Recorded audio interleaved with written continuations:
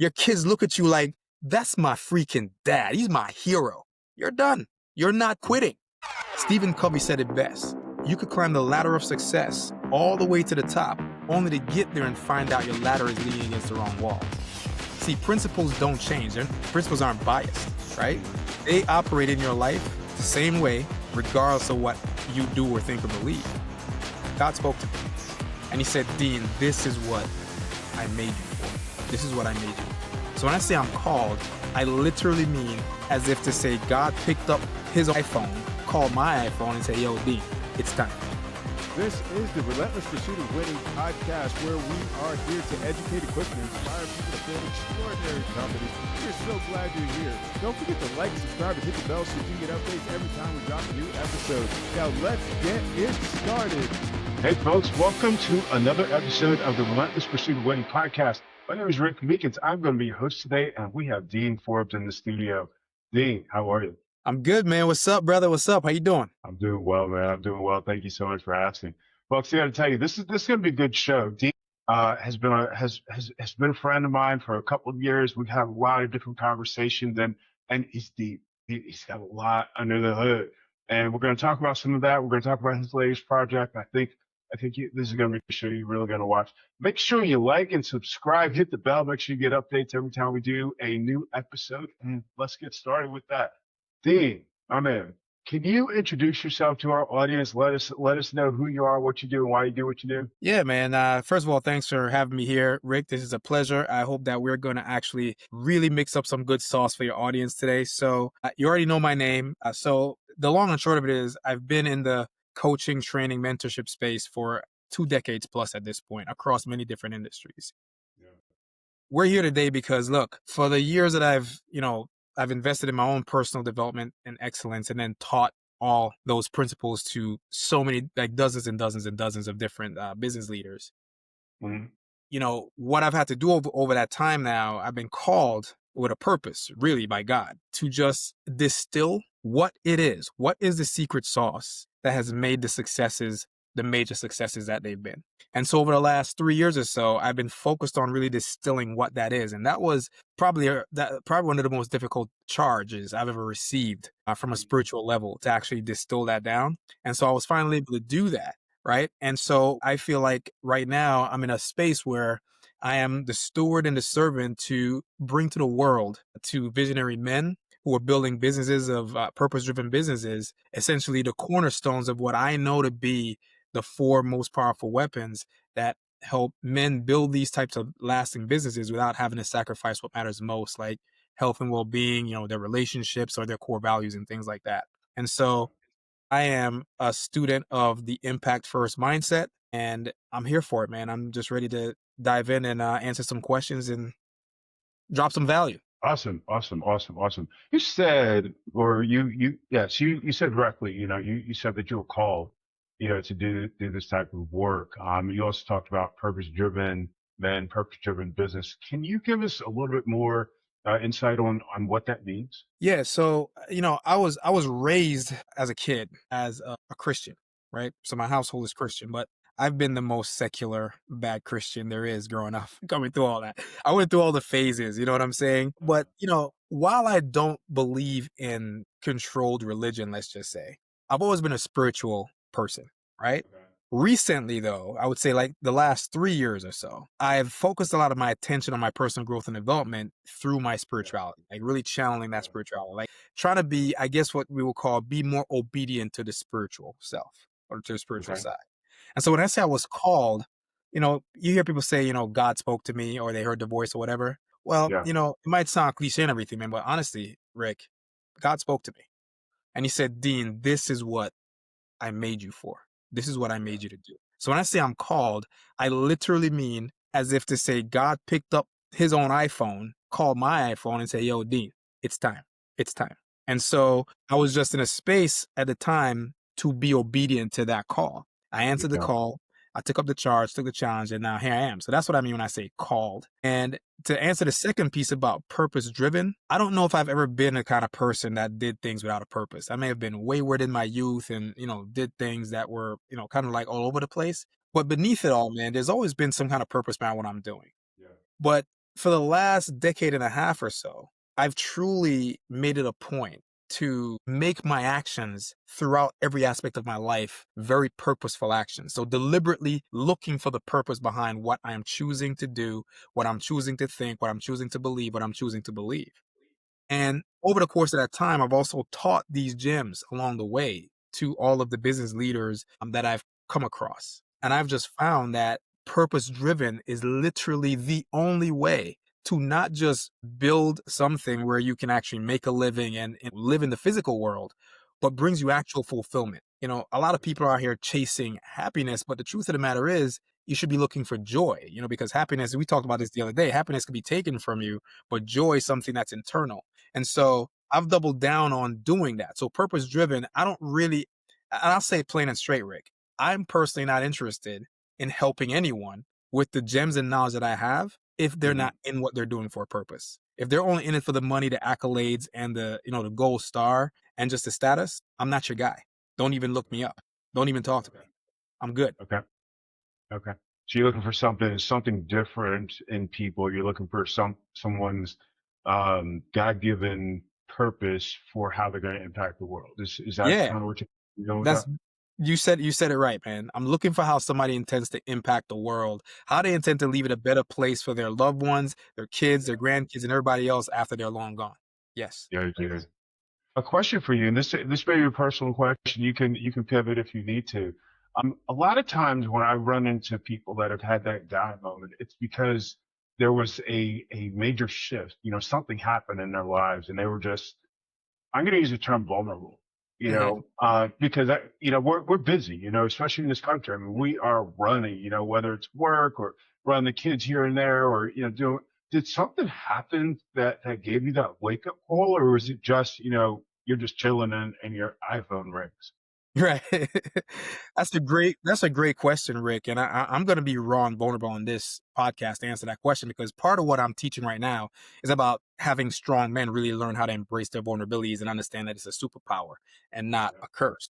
And so, yeah, something did happen. So around 3 years ago or so, maybe a little more, I actually became the primary caretaker of my two teenage daughters. Right. They're now 16 and 17 actually this month. But I was never the one that was taking care of the kids. And I definitely didn't intend to be a single father raising two teenage daughters. But that happened through a series of events that we don't have time to unpack.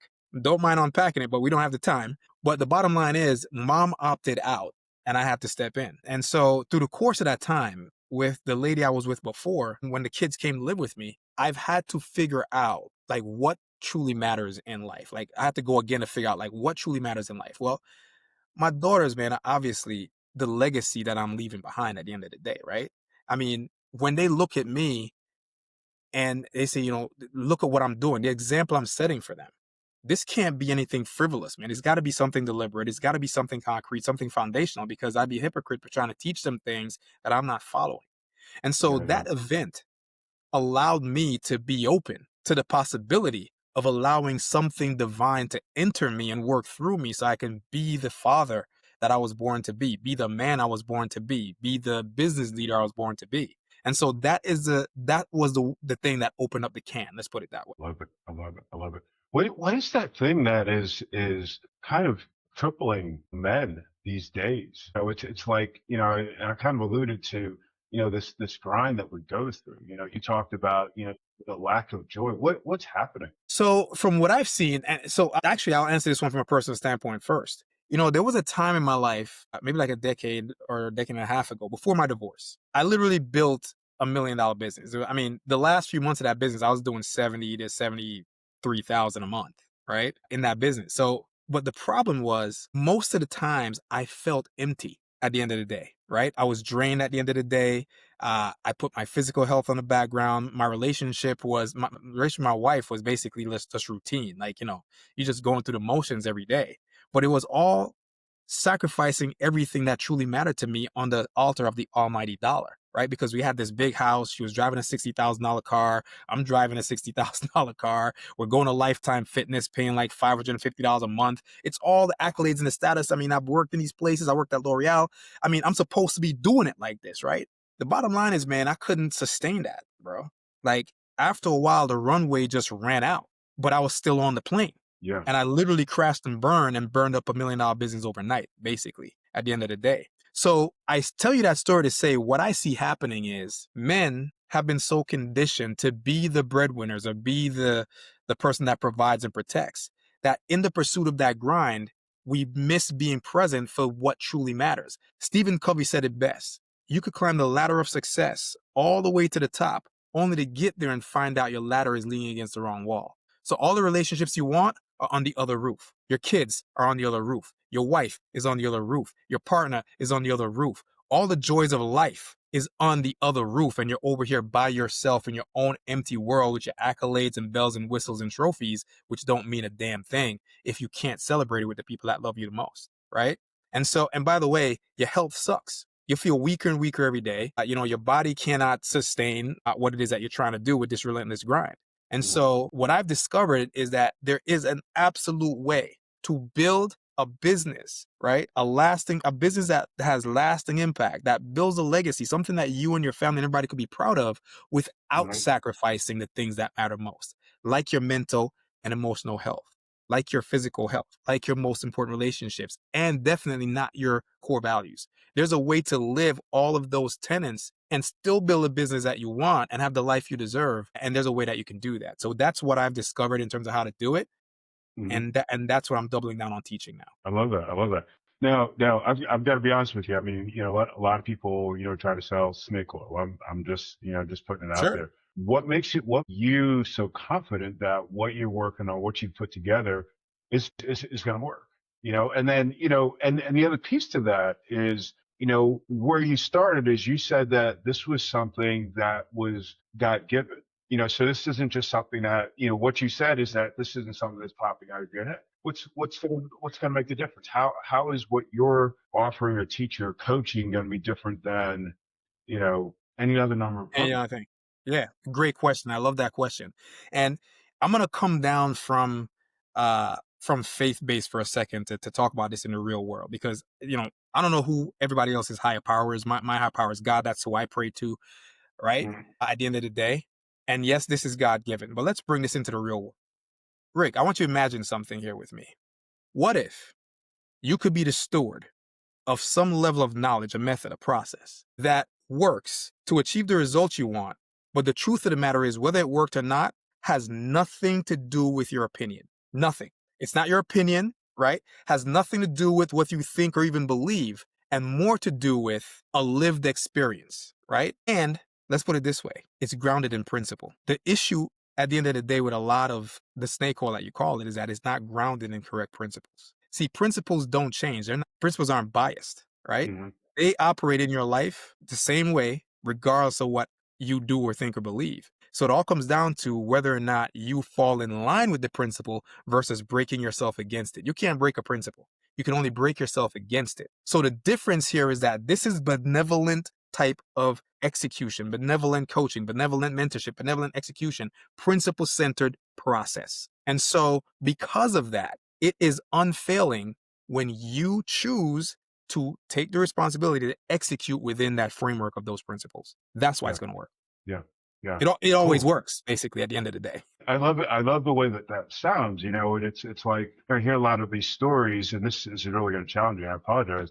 I hear a lot of these stories, and then when it doesn't work, the coach or whatever is like, oh, well, this person didn't do the things that they were supposed to do in order to be successful. That's why they weren't successful. How do you, I'm going to use the word protect. So if you are leading, your job is, and I'm going to lead into this, but your job is to steward those people that you're called to lead. How are we going to break this cycle? I mean, we're lazy. I mean, let's be real with it. We sit there for an hour, we scroll on our social media, we spend hours, binging on Netflix. We're not going to the gym, et cetera, et cetera. We know what to do. How do we break the cycle? How are you going to break the cycle for for these men, these mavericks, that are going into your program? Yeah, another great question, man. I love it. I love the challenge. And so, because I've been around the sales and selling high ticket, high impact offers for a long time. So one of Yeah. the things I've been fortunate to have the opportunity to do is to look inside how, like, a lot of these programs work and basically pick them apart. look for the holes, look for the gaps, like what's working, what's not working. Take away the best parts and then try to improve and optimize the parts that I see that don't work. One of those things is, why people don't finish programs. How do you justify somebody paying XYZ money and then not getting the results they want? Yeah. Well, the problem in most of these programs is that from the onset of when they sell the program, they're already on slippery slope. And here's what I mean by that. There's almost no program, and I've sold for a lot of them. There's almost no program out there that literally will disqualify a person unless they actually take 100% personal responsibility for the outcome they achieve in the program. They don't say, hey, Rick, listen, I want to invite you into this program, but here's what I want you to know. Our program is based on correct principles. It's grounded in principles. So whether it works or not has nothing to do with anybody's opinion. You follow the principles, they work. Simple as that. So unless you're willing to right now on record take 100% responsibility for the outcome you achieve, meaning that you're going to execute as directed, there's no point in you coming in this program. What say you? See, there's no program out there right now, and I've sold for, like I said, a lot of them that will do that before the person puts their credit card down. Because the truth is, Rick, we as the coaches, we can't break the cycle. We're guides, we're mentors. The person coming in has to break the cycle. It's their responsibility to do it. What we keep trying to do is accept another person's responsibility. And that's not the way to go. That person has to accept 100% responsibility. That's the start of it, right? Now, as they go through the program, you said it, we're lazy, right? One of the things in Project Maverick is there's not one self-directed course training video that is more than 9 minutes long. Okay. Now, why is that? Well, we're lazy. We don't have the attention span for much longer than that. So they're 9 minutes long. And at the end of each one, there's something for you to actually do, right? Now, when you come to the Q&A calls every week, right, you're getting that thing that you have to do, audited, checked to make sure that you did it right or that you're going in the right direction the whole 9 yards. The other thing is, the third barrier to this whole thing is that most programs will allow their clients to simply book their coaching calls on a time interval basis, 2 a month, 1 a month, 1 a week, whatever your program entails. Project Maverick and nothing that comes out of Maverick Universe will allow you to do that. You can book milestone coaching calls. You hit a milestone, you've earned a right to book a coaching call to see how that went and where you go next. There is no point booking a coaching call to talk about things you haven't already done, to talk about things that you haven't executed in, to talk about homework that you have not participated in, right? And so when I say this is God-given or directed by God, it means that I don't even consider it a risk to be setting up my program like this up front, because I believe that if it's hard to get in, it's easier to finish. If it's easy to get in, it's harder to finish. Yeah. Get a bit more skin in the game, get people that commitment level. How do you keep them engaged though? I mean, it's hard. You get them in the program. I think about Weight Watchers. The number of people that start the program versus the number of people that hit their weight goals and that sort of thing. How do you keep them motivated? How do you keep them showing up every week doing the work? Yeah. So I think part of that keeping them engaged is that they have something they have to do each time they finish a learning, right? So most programs don't have something you have to do. They may have something big you have to do, but then there's a gap. There aren't really any gaps as far as you having to do something each time you learn something. Like you literally have to go practice with your family. You might have to go to the mall and meet 5 people, say hello, introduce yourself, come back and say who you met, what's their, all these things. So there's always something to do. Now, are people going to fall out? Yeah. This is one of those pieces in terms of customer or client fulfillment that we are going to constantly optimize as time goes on to make sure that we have higher engagement at higher levels and all of those things. I can't promise like what that's going to look like. But at the end of the day, it's something we're very hyper focused on and vigilant about, is creating situations where people actually double down and become more engaged.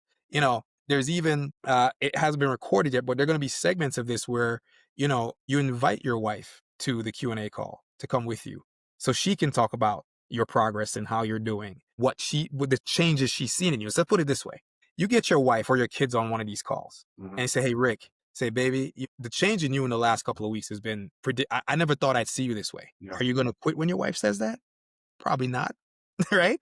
Your kids show up and go, Dad, Dad, you're turning into a boss. You're turning into a real G. Are you going to quit when you hear that? Nah, probably not. You're going to be living for that right there, because I know, let's put it this way, man. My kids are like reteaching me how to dress. Let's just put it that way, right? To change up my style because I'm 50 years old and I've kept my style for a while. But all the styles that we used to rock back in the day, Rick, are all coming back, and I've been resistant to getting into it. But Right. when you hear your daughters tell you, when I took a picture and sent it to them in the group chat, they're like, "Dad, you ate, you ate." That just makes me want to dress like that more often. I'm not trying to not dress like that. So every day now I'm like, "Yo, check the fit, check the fit." You see what I'm saying? Right. So when you hear that, man, and that's part of what we're gonna do to keep people motivated is to invite the people they love most into the fold of knowing what they're going through in a home. Yeah. I love that. I love that. So you're working on the individual. You're not just working on the business. You're Right. you're you're No. looking at the mental shift. Yeah. Total It's mental brilliant. shift. It's because at the base of all of this, for anything to work in your business, you've got to work.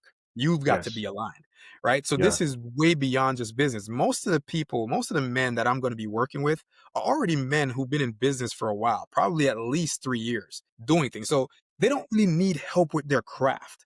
They probably don't even need that much help to choose a simple marketing strategy to market their business and sell it. But they're Right. falling apart in every other area of life around them that matters most, and which brings the chaos, the overwhelm, the burnout, and all those things. And so they struggle to make decisive decisions in that process because everything else is basically off the rails. So that's amazing. That's amazing.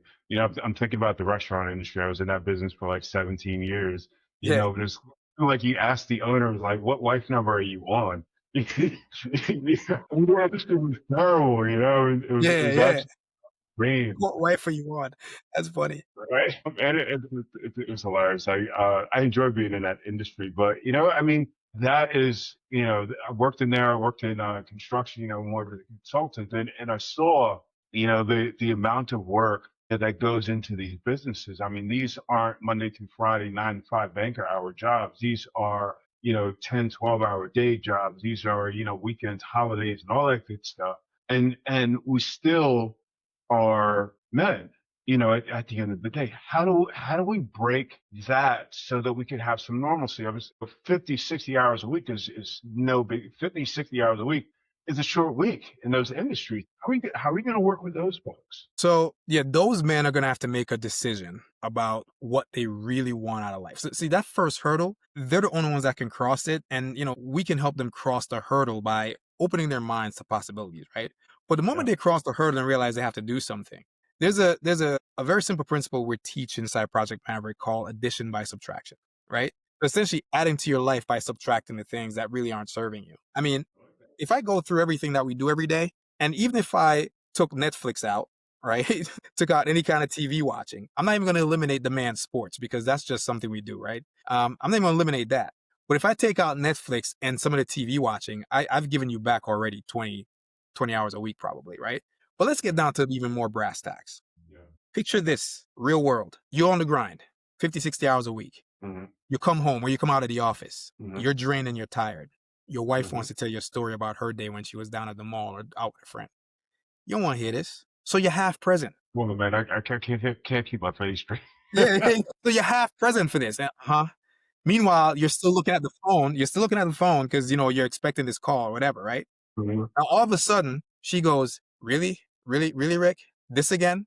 I mean, literally, I can't even have a minute of your time without you like getting on the phone. I mean, honestly, you know what? Never mind. Right? Then the kids come in the picture for a second. It's like, Dad, Dad, Dad. It's like, yeah, yeah, yeah. Yeah, in a minute, honey, in a minute. I'll get to it in a minute. Before you know it, the kids are asleep before you actually get that minute, right? Yeah. So here's what. This is going to be a long night because now your side of the bed is going to be real cold because Hmm. she does not want to deal with you with any of that stuff. Now maybe you're not even having a big fight or a big argument, but you're having this heated conversation about it, and you're going to bed very unsettled. Yeah. Now your visioning when you're sleeping, your spiritual visioning is now blocked because you're toxified. You're worried about all this. You're not going to the gym in the morning. You wake up way later than you're supposed to. Now you can't get to the gym. Okay. But you got to start working. So you start the working and you start the whole routine all over again. Here's the thing, man. What if I said to you 4 minutes, just 4 minutes of uninterrupted time could have saved you that entire night of agony? If you put your phone down in the kitchen while she's making dinner, your dinner, by the way, for you to eat, and you gave your wife that undivided attention, so much so that you explained to her what she was trying to say to you better than she said it, and have her go, exactly, babe, exactly. Then you drop some knowledge on her, you hug her, you kiss her real deep, and you say, hey, babe, you know what? I still got a couple of things to finish up before I read the kids a bedtime story. You mind if I go back to the office? She feels understood and heard. What do you think she says? You Go right said, ahead, yeah, honey. I got you. I got you. You know what? As a matter of fact, I'll come get you before the kids go to sleep. Then she comes and she gets you. And you read the favorite bedtime story. Just another 2 minutes. Bed the kids down. You know what she says? Hey, babe, is there anything else you need to finish up? I'm going to be up for another couple of hours if you want to hang out like for the last hour before you go to bed. You want to work for another hour? Cool. You work for another hour. You get in bed. And I don't got to tell you what happens next. yeah, All yeah, right? But I'm just saying, all I'm saying is this is, now, Rick, I say this to you because I've experienced all of these things on both sides, yeah, yeah, yeah, right? yeah. I've lived that experience on both sides where it ended up being a way longer night than it needed to be. And the next day started shitty because of that. But men, I'll tell you this right now. Women are right about one thing. It's always your fault. It's your fault. It's our fault. I always say this, men, we are the leaders. We are the head of the house. The woman is the neck. Okay. We're the head of the house, the woman's the neck. Tell you what that means. The woman's the neck because whatever your compass is, the woman in your life should know what your compass is. And so whenever she counsels you, she's going to counsel you from that place of that compass. So she's controlling where the head's going to go in terms of the neck. She's your ride or die. And she's helping you do that, helping you navigate. Now, if she going to be the neck, can you imagine what life would be like without a proper neck? You get cancer in your neck, you get a slit in your throat, or you have a strep throat or whatever. You can't. That's what you're doing to your wife when you don't give her that quality time, when you don't give her that presence of mind, when you don't give her that 2 minutes that she's looking for, when you don't make her a priority for a little bit of your day, you give cancer to the neck. Now you both Yeah. can't operate. She's dying and you're basically going to be dead in a second, right? So if you want to be the kind of man that a woman is willing to follow, you've got to show her that you prioritize the things that matter most in life, and she'll follow you anywhere. So that's, at the end of the day, it's our fault as men. That falls on our shoulders to make sure that that pathway of the house and the business and the life we're leading is clear. That's our plan. The wife and the kids are brainstorming with us. Well, ultimately, it's our plan. It's our vision. Yeah, yeah, yeah. So you're saying it's like really like a reverse prioritization almost. You know, I think it's something that we say anyway. You know, we're working very hard to provide for our family this, that, and this and that. But you're saying to make a more concerted effort, you know, to pour into them. You know, what else Yes. we can pour into them. You Yeah. know, but you know, I guess in the side benefit, we get poured back out. You know, they're coming back and saying, "Oh, Dad, you're great. Oh, honey, you're great." You know, blah blah blah. You know, and that's the energy that we need. You know, that's that support that we need to keep going. You know, it's Yeah. like, it's funny because there's so often, like one of my kids will say something really, really small. My son texted me today. He was like, "Dad, thanks so much for that." I had sent him a message yesterday. I'm just like, "Hey, dude, I'm thinking about you. Hope you're doing great." You know, it's like, "Dad, that's the message I needed. You know, I'm going through a hard time, of course, blah, blah, blah." And that gave me so much energy, you know, for the day. I totally get what you're talking about. That's awesome. It's like putting that trust in that bank so that whenever you have to withdraw from it, it's not a burden, Yeah. Yeah. right? Yeah. Because Wow. you have to withdraw. See, if you make more withdrawals than deposits, and by the way, Yeah. you know what's the funny thing about deposits? You can make huge deposits in one small space. Yeah. But them tiny withdrawals that you keep making and not making into deposits, those really suck. After a while, your deposits, your withdrawal outlive your deposits, and then you're screwed, right? You don't want that. You know, I remember, I don't know if see, I don't know whoever is listening right now, if you watch movies, but I'm a movie buff, and one of my favorite movies is 300. Okay. Okay. Yeah. I don't know if you saw that movie. Yeah. Absolutely. All right. So there's a point at the beginning when, the Persians come to visit, King Leonidas and all that. And they're Yeah. standing out by the well just before he kicks him into the well, Yes. right? But he made a decision that this guy just insulted his queen, threatened his people with slavery and death. I'm going to kill this guy. He made that decision already. But right before he executed, what did he do? He looked at his wife. And she was like, you see what I'm saying? Head and neck, baby. Head and neck. That's my perfect analogy for head and neck. Yes. Yes. Yes. Yes. That's a great analogy.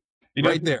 the thing I'm thinking about, you know, is like, and you know, a lot of what you're talking about, the challenges that we have are kind of baked into us. And it's interesting because I mean, and I know that you've experienced people with this. It's like people would come to when you were doing personal training. People would come to you and they're overweight. And they couldn't drop the weight overnight. It took time to put it on. It takes time to take it off. Alcoholism, same thing. It takes time to become an alcoholic or a drug addict and then get it off.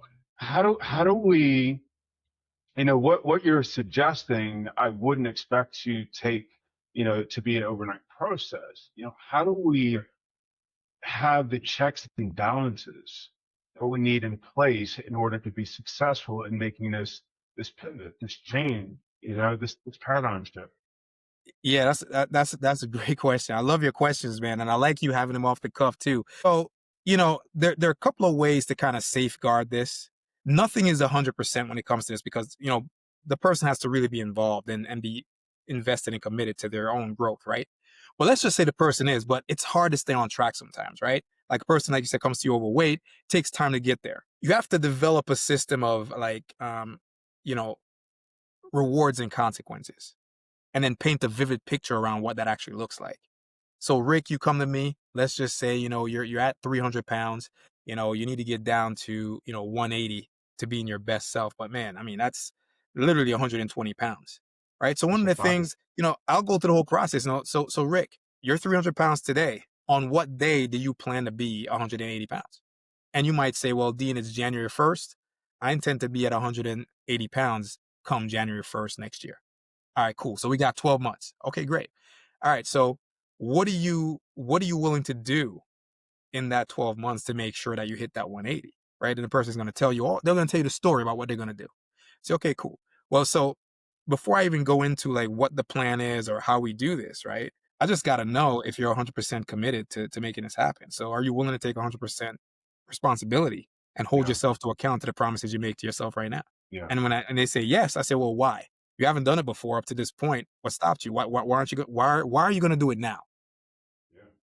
Here's what you're trying to get to. You're trying to get to the emotional center of why they're doing this. I'm not talking about the first layer of I want to look good, or even the second layer of I don't want to die. I want to see my kids grow.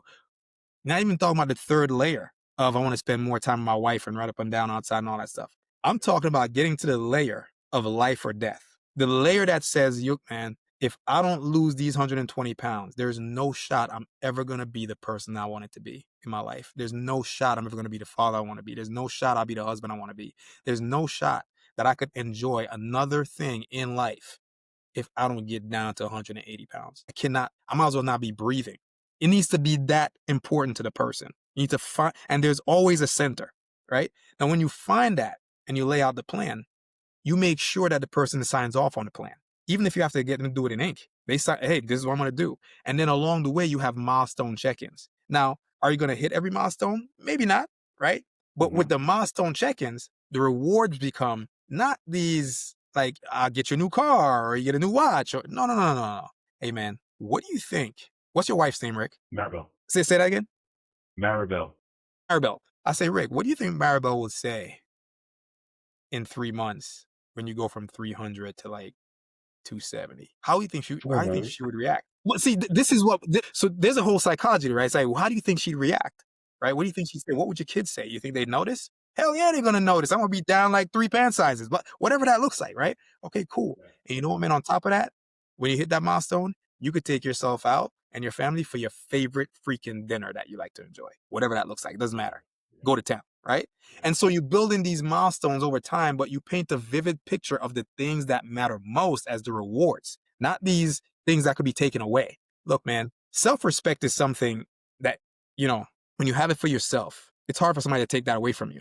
Now, outside of that, when you respect yourself, to have the people closest to you look at you with that lens of respect as a man, Hmm. man, that'll drive a man, that'll keep a man going for eons on end. When your wife looks at you with that lens of respect, I respect this man. Yes.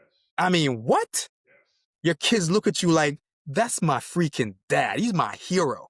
You're done. You're not quitting. Nope. You're Nope. not quit. 100%. I wouldn't quit, Right. And so that's where I'm coming from with the helping people stay engaged in the process. Some people will fall out for one reason or another, I'm sure. And we're not going to be able to help or help everybody save themselves, right? But I think that we can save and help a pretty darn good portion if we do this right. I love the fact that you make people take ownership because I feel like there's so many times, when I feel like we've kind of gotten into mindsets almost of making excuses for why we didn't do, why we didn't become, or blah, blah, blah, pointing our fingers at, whatever else. And I don't feel like we were designed that way. I don't feel like God is like that. I feel like God made us, to be that leader, like you said, and take ownership. Unfortunately, Adam didn't do that in the garden. And, it's Yeah. like, oh, Well, you see what happened to him, right? So no, extreme ownership is required to become a maverick anyway. And yeah, Rick, the thing that I really want, like, your listeners, like the audience to get a grip on here, especially like all the men who are listening. When I talk about extreme ownership, there's nothing I am sharing right now that is not a lived experience. So I'm not a theorist. I'm a yeah, practitioner. So extreme okay, ownership looks like this. Yeah, I was a protector and a provider of my family. I was making the money in the whole 9 yards, but I was not a present father for lots of those years. I bought my kids. I bought them stuff. I took them to dinner. I was the fun dad. I wasn't a present father emotionally and spiritually for my kids until they came to live with me 100%. I wasn't the best father I could be. Do you know how painful that was to realize that I caused some of that stuff that happened to them, leaving them with their mother? And bro, I still feel guilt around that today, right? Now, I've forgiven myself, right? Because I hmm recognize what I was doing, okay? But I still have that pang sometimes when I think about it. I talk to you now, I might get emotional. I can't talk about it for too long because it is my fault that my kids went through a lot of the stuff they went through before they got to just me. yeah, yeah, I wasn't the leader for them that I needed to be, right? So if I didn't own that though, let's put it this way. If I didn't own that, like for real, how could I powerfully actually make the changes I need to make? You can't, you know? And now my daughters and I have the most beautiful, connected, deep relationship that you can't even imagine. Like, I mean, look, man, parents out there, I don't know how you are with your kids, but I can play with my kids. We could laugh, we could joke, but they always know when I'm serious. They 100% respect me. I don't get back talk. I don't get whining. I don't get any of that nonsense. Typical teenage crap. But I don't get back talk, whining, and, slamming doors and all that type of stuff. My kids are mavericks. They're mavens, basically, right? The man that gets the opportunity to be with them for life, man, you're gonna have to come so correct. It's not even funny because they're not going for it. They're willing to submit to the leadership of their husband, but that husband better be a goddamn maverick. And very so sure. everything in me is showing them exactly how they should be treated and prioritized, right? Right down to when I say lived experience, I open the doors for them when they go to the car, open the doors for them when we go into a restaurant, wherever we go. When I'm walking with them on the street, I walk on the outside, they walk on the inside. I mean, all of it. So I'm living the 4 pillars of what I teach every day. That's critical, man. That's critical. Setting that example. I love the fact that you live this. So we're just about out of time. We're over just a little bit, but what I want to do is I want to find out from you how someone can get involved in Maverick. Yeah, so the best thing for somebody to do right now is and you put this in the show notes, they can go to go.mavericksolopreneur.com and they're going to be able to watch the free training that walks them through the Maverick Method, which covers the 4 powerful weapons that allows you to build a business of legacy and impact without sacrificing what matters most to you. And it's strictly for men, visionary men who are in purpose-driven businesses and want to do this and are struggling with this stuff. That's the best thing. And of course, if you want to reach out to me on social media, just go to Dean Forbes Live on any one of those channels. It's the same thing. Okay, awesome. LinkedIn, Twitter, Facebook, is that all Dean Forbes Live? Fantastic, Dean. This has been awesome. I really appreciate your transparency. I really appreciate you sharing the Maverick program. I think this can make a lot of impact for a lot of folks. So thank you so much for being here. Appreciate it, man. Thanks, Rick. Absolutely. Folks, thank you for watching or listening to another episode of the Relentless Pursuit of Winning podcast. Hope you enjoyed it. We're going to put the information Dean shared in the show notes so you'll be able to go through and click the links and get right into that Maverick program if that's for you, or get right in touch with me. So thank you again for watching or listening. We'll see you next time.